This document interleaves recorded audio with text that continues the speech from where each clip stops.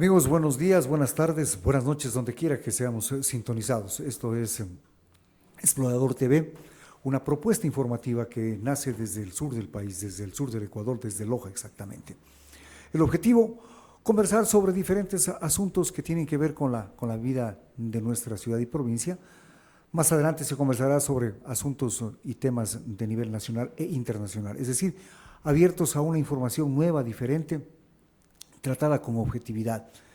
Hay cosas dentro de esto que se han hecho, hay momentos históricos en Loja que se han sucedido y que no se les ha dado la relevancia que debieron haber tenido. Y para conversar de este y otros temas nos acompaña el doctor Rómulo Salazar. Rómulo, bienvenido, un gusto estar aquí, tenerlo aquí mejor. Y empecemos. Hay una situación como que es un antes y un después en la historia de Loja.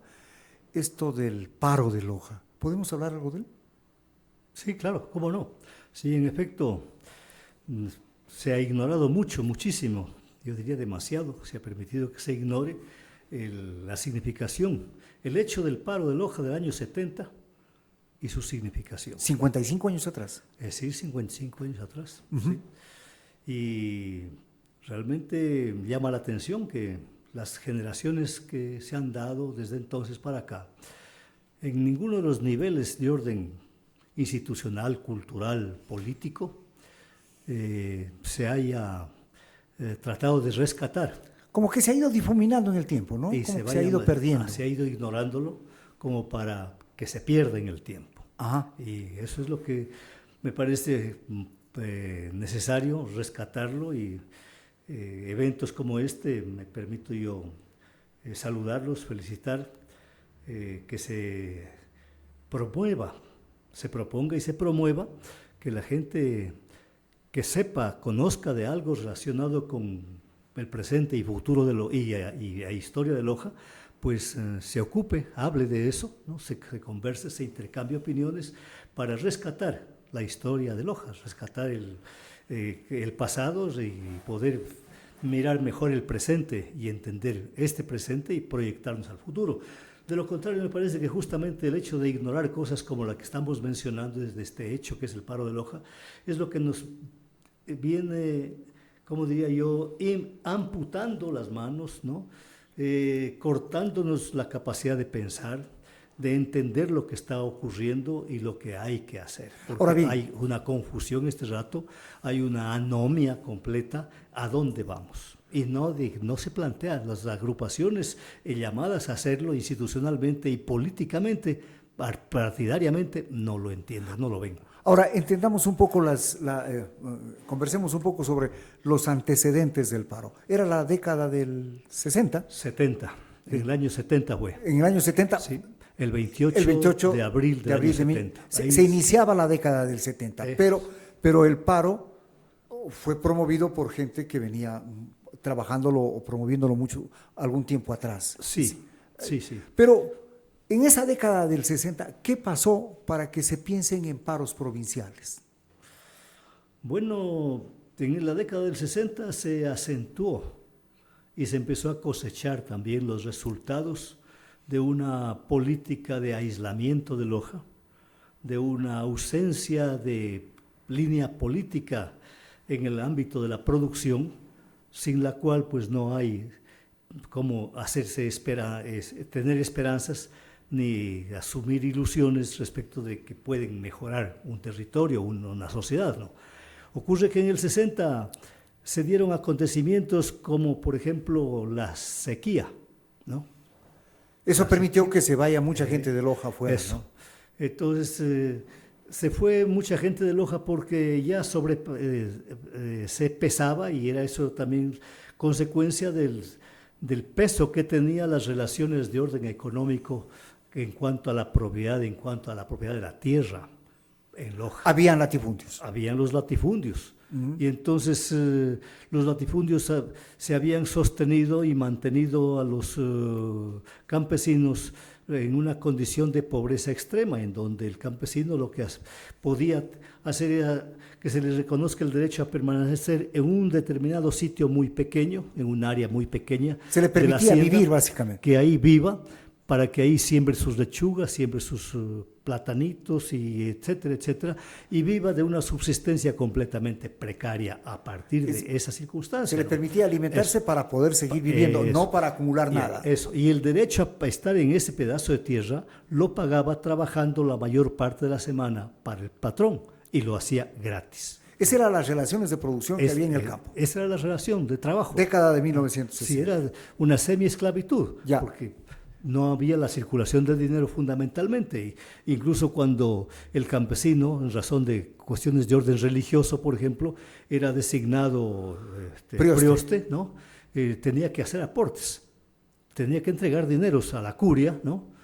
Y como el trabajo, la relación que tenía con el dueño de la tierra no le permitía tener dinero sobrante, digamos, ni siquiera en mínimas cantidades, entonces tenía que pedírselo al patrono, al terrateniente. Y comenzaba a endeudarse. Y llevarlo allá y quedar endeudado para ir pagándolo, pues conforme el patrón le fuera reconociendo que hace los pagos, porque quien daba constancia de que los pagos se hacían en los términos que se planteaba era pues el patrón, porque él tenía pues un palo en donde iba haciendo una muesca por el o tenía algún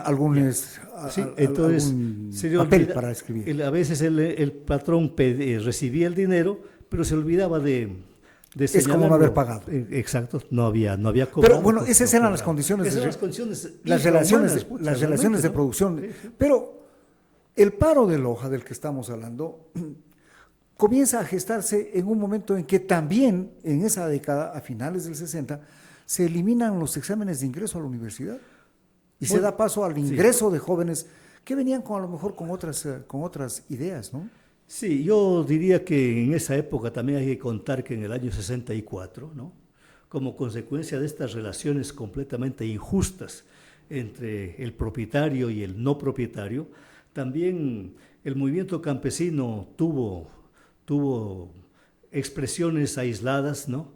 Pero que le llevaron a la dictadura del año 64, por ejemplo, la dictadura militar, a expedir la ley de reforma agraria, ¿no? Yeah. Y entonces esa expedición también, además de ser por un lado un reconocimiento del justo derecho de los campesinos al luchar por la propiedad de la tierra, por llegar a ser propietarios, pues también incentivó esa lucha, le dio justificación. El propio campesino entendió mejor que ese era no una exigencia, ¿no?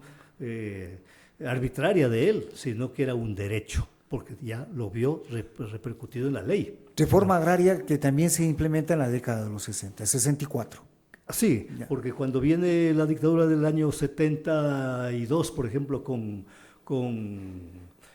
Rodríguez Lara, él también expide una nueva ley de reforma agraria corrigiendo, reformando, mejor dicho, la anterior, ¿no?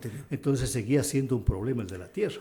Esa era la situación en la que vivían los campesinos. Los jóvenes podían ya ingresar a la universidad porque se comenzó en el 69, o se logró en el 69, la abolición de los exámenes de ingreso. Sí, la abolición de los exámenes de ingreso que ocurrió en el 69, podríamos decir que fue el corolario de una larga década de lucha, ¿no? Todos los años 60 se luchó por diferentes causas, ¿no? Diferentes causas. Y en las ciudades también había la presencia del descontento de la ciudadanía porque no había trabajo. Las ciudades eran unas ciudades muy atrasadas. Si nosotros nos pusiéramos a conversar de cómo era Loja en los años 60, ¿no es cierto? Al menos yo la conocía la ciudad de Loja en el año 58, y entonces cuando había que arrendar un departamento era muy difícil encontrar un departamento, primero porque no lo sabía, y segundo porque no había tampoco los recursos para estar asumiendo ese tipo de contrato. Entonces, la cuestión de la vivienda estaba reducida a que me arrienden una pieza, más o menos grande, más o menos pequeña. Para dividirla. Y ahí tenía que dividirla con cortinas, con era biongos, sala, comedor, ¿no? Cocina y dormitorio. Sí, era todo eso. Y solamente en unos casos había, digamos, que era excepcional que haya un baño también para ese cuarto, ¿no? Ajá. Lo común era que haya en la casa, donde había diversos, digamos, departamentos, Varios inquilinos. en cada piso, por lo menos, había un baño para todos los Para que ocupaban todos los- el piso, Ajá. o sea, los departamentos de todos que había en un piso. Entonces, el problema de la vivienda era una seria circunstancia que dio lugar también a que surgiera el movimiento por la vivienda, con Sijuro. Ahí se da también la toma de la hacienda, en donde ahora se levanta el barrio La Tebaida. Claro, la Tebaida, sí. Ahí, en esa época, la lucha se acentuó por la vivienda. Entonces, si hablamos de la vivienda, sabemos que eso involucra a casi toda la comunidad. Pero bueno, esas luchas eran dirigidas, en el caso de La Tebaida, estuvo comandada por Sijuro, pero los jóvenes se incorporaron a ese proceso de lucha, de insurgencia. Se incorporaron, pero digamos en cierta forma en segundo plano, ¿no? Pero participaron ahí en esas tomas de tierra para abrir cercas, por ejemplo, tirar abajo los cercos que habían ahí, en los que se apoyaba la propiedad privada de entonces, ¿no? Ya. Entonces, pero esos estudiantes que participaron ahí, sectores juveniles de la ciudad que participaron en eso, pues vivieron, ¿no? Venían viviendo la presencia de ellos en las calles por diversos tipos de reclamaciones. Pero bueno, la idea es, todas esas circunstancias que se vivían en Loja, más la falta de servicios básicos, la falta de trabajo, etcétera, dan como resultado que se comience a pensar en la necesidad de reivindicar o de pedir para Loja algunas obras Claro, que no existían. es que hay que mirarte de que en esas condiciones la situación educacional en Loja era un serio problema, ¿no? Los planteles comenzaban a ser insuficientes, ¿no? La salud comenzaba a ser inadecuada, incompleta, también insuficiente para la comunidad, sobre todo cuando se produce el incendio, ¿no? O eso se lo sintió mejor cuando se produjo el incendio del hospital. Del San Juan de Dios. Del San Juan de Dios, que pues, creo yo que lo arruinó, si no en 2/3 partes, por lo menos en la mitad, pero de ahí se habló que se imposibilitaba atender a la salud de la gente, no había realmente nada, ¿no? Había una total, se cayó Loja en un abandono tremendo, porque hay que tener en cuenta que acá venían comunidades no solamente de Loja, de la ciudad, del cantón, sino de la provincia, y también venían de Zamora en alguna medida, ¿no? Y también venían en alguna medida del Oro, ¿no? Entonces era un serio problema. El otro problema que también se vivía en Loja era la vialidad, ¿no? Que no había. No había realmente las carreteras, sea para la costa, sea para el norte a Cuenca, sea para la provincia mismo, por los diversos lugares de la provincia.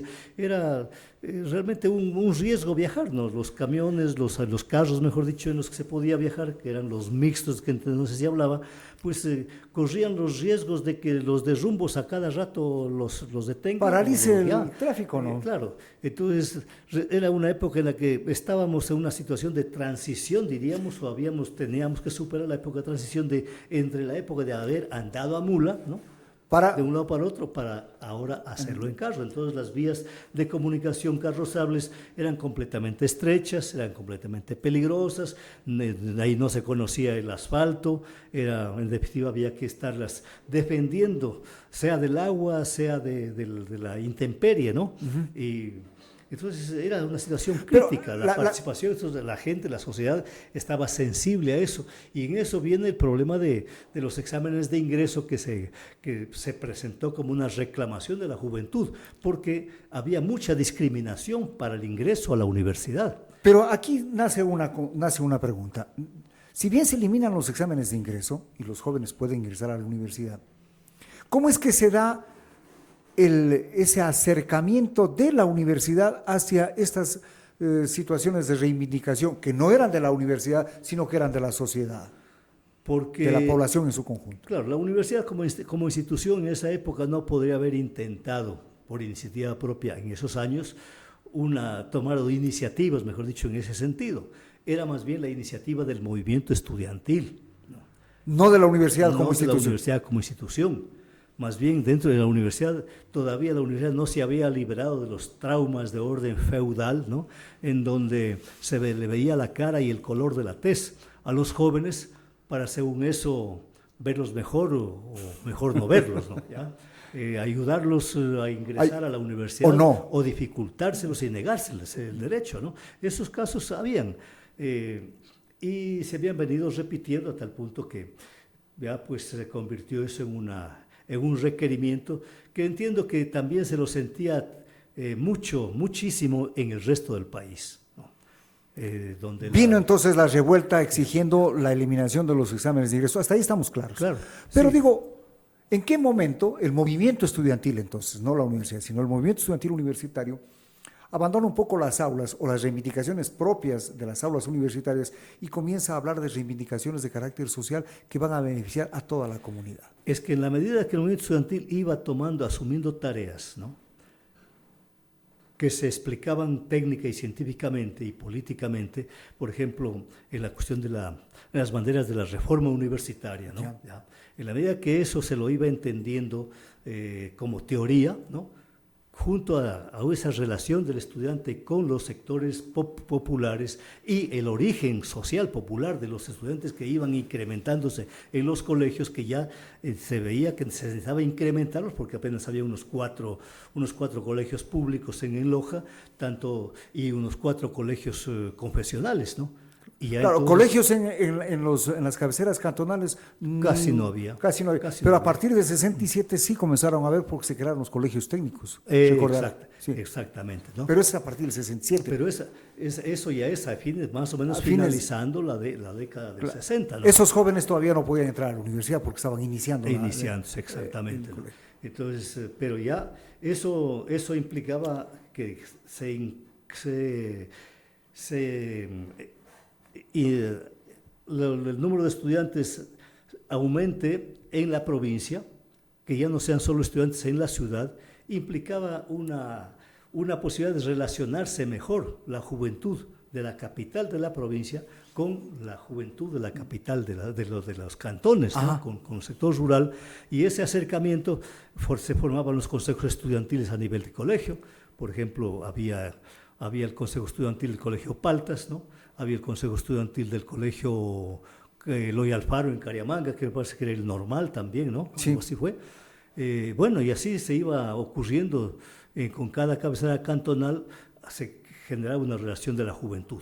Entonces, en esas condiciones es que ese acercamiento que se va dando a cierto punto, como diríamos, espontáneo, pero también participativo a la vez, con iniciativas, ¿no?,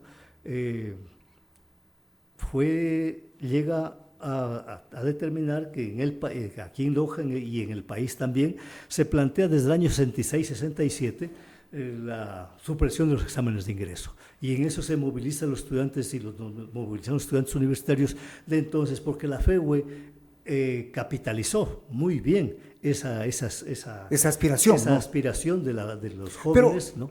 Antes del paro, hay una situación interesante en Loja que es la famosa posta de la lojanidad, organizada por el Bernardo Valdivieso. Sí, mencionemos pues que la lucha por los exámenes de ingreso había crecido en todas las provincias del país, ¿no? Y se habían dado la permanencia de los estudiantes en las calles en forma continua, ¿no? Ya. Y la cuestión que usted menciona, esta presencia de la posta, pues es también, en alguna medida, es iniciativa de sectores, digamos, intelectuales de la educación media, particularmente en el Bernardo Valdivieso, y de ciertos sectores de estudiantes del Colegio Bernardo Valdivieso. Pero tenía por objeto conseguir fondos para el colegio. Para el Colegio Bernardo Valdivieso. Ese era el objetivo porque ya el colegio que entonces habíamos tenido, en el que nos habíamos educado, ya resultaba realmente estrecho, lo que hoy es, para los que no lo conocieron entonces, ubicado, pues, como lo sabemos algunos, que aún quedamos de esa época, en la calle Bernardo Valdivieso, precisamente, entre Miguel Riofrío y la calle Rocafuerte, junto a lo que entonces era también la Facultad de Jurisprudencia.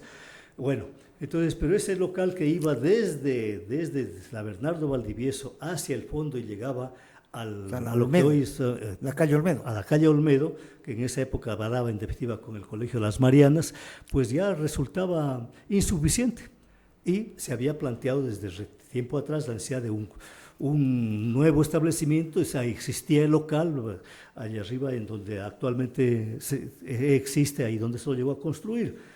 Entonces, esa era la reclamación que se planteaba la Posta de Lojanidad, recursos para el Colegio Bernardo Para el Valdivielso, Colegio Bernardo Valdivielso. que fue un buen movimiento, hay que reconocerlo y hay que destacarlo y mencionarlo, porque ese también permitió, hablar de la de Bernardo Valdivielso permitió que esa posta primero recorriera todo el callejón interandino para su realización, porque la juventud se agrupó y se fueron, en definitiva, como un conjunto. Yo diría que habrán sido unos 60, 80 jóvenes, ¿no?, que por cualquier lugar que pasaban en este eran trayecto, eran bien recibidos por los lojanos.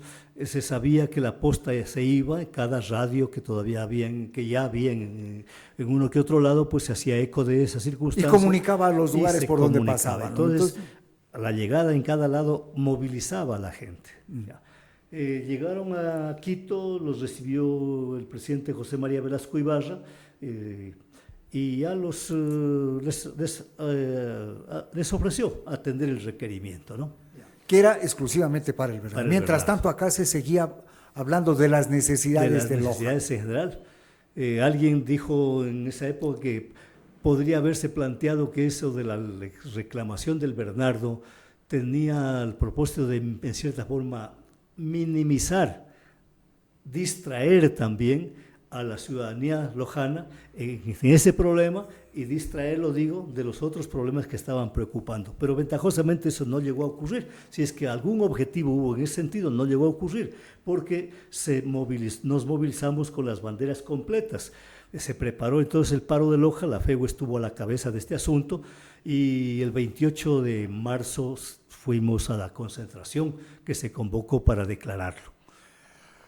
Hasta aquí en esta primera entrega de lo que fue el paro de Loja, una de los movimientos que en el sur se dio con el objeto de conseguir reivindicaciones y sobre todo ir pues a la construcción del hospital, por ejemplo, ir a la obtención de recursos para la pavimentación de la ciudad, para la vialidad en la provincia. Estamos en el momento en que se venía ya gestando la posibilidad del paro. Hasta aquí esta entrega. Nos volvemos a ver en una próxima oportunidad cuando ya hablemos de la realización del paro. Volvemos.